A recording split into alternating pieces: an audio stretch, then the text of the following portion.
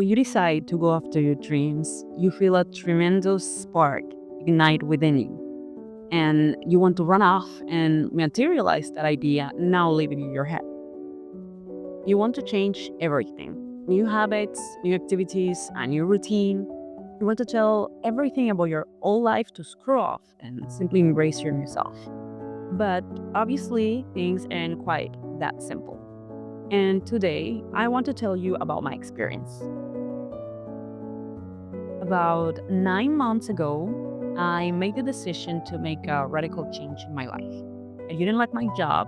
I was fed up with everything, so I quit and decided to pursue an artistic career.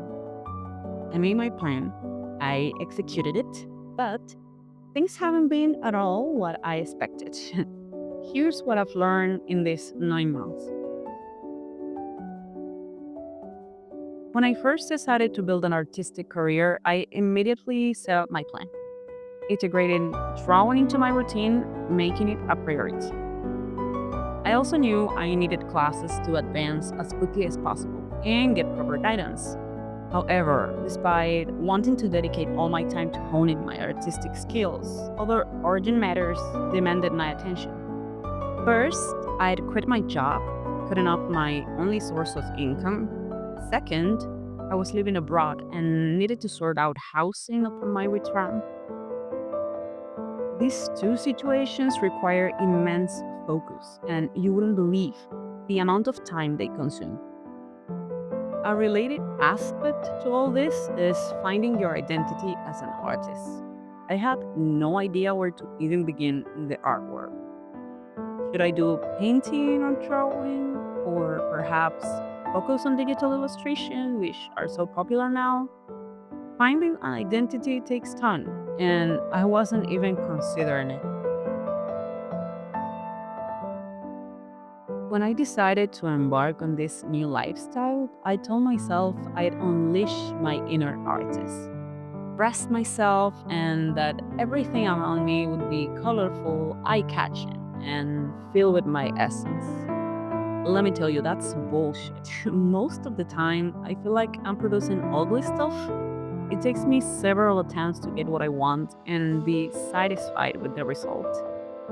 Learning about symmetry, color theory, and generally understanding aesthetics harmony is something that needs refining.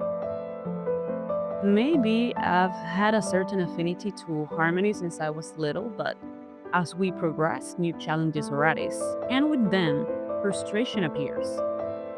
This can sometimes lead to creative blocks, which brings me to the third lesson. It's true.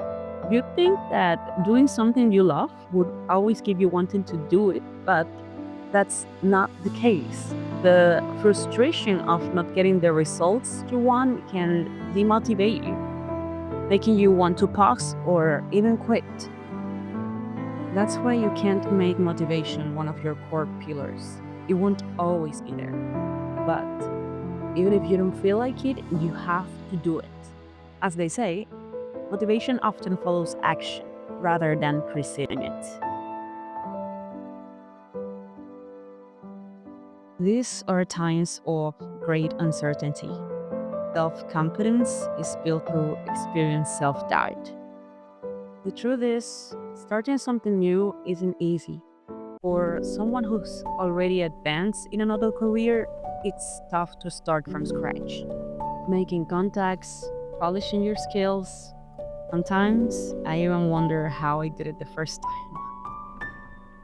Looking around can be overwhelming, in how far others have come while you're just beginning. But you'll have to deal with it. Fear is going to become your roommate, and you'll learn to live with it, only to eventually realize just how much you've leveled up. Perfectionism, much like doubt and fear, is often a silent but potent force. We naturally want every piece to be a masterpiece, a perfect display of the incredible artist that we are. However, in the beginning, this mindset can easily get you stuck, though I don't really recommend it. Actually, what helped me the most wasn't pushing myself harder, but learning to embrace failure.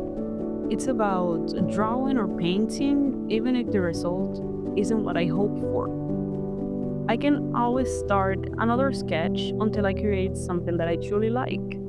This realization has actually been incredibly motivating, knowing that I have endless opportunities to create something that I love rather than limited numbers of attempts. It hasn't been all fun and games these past 9 months.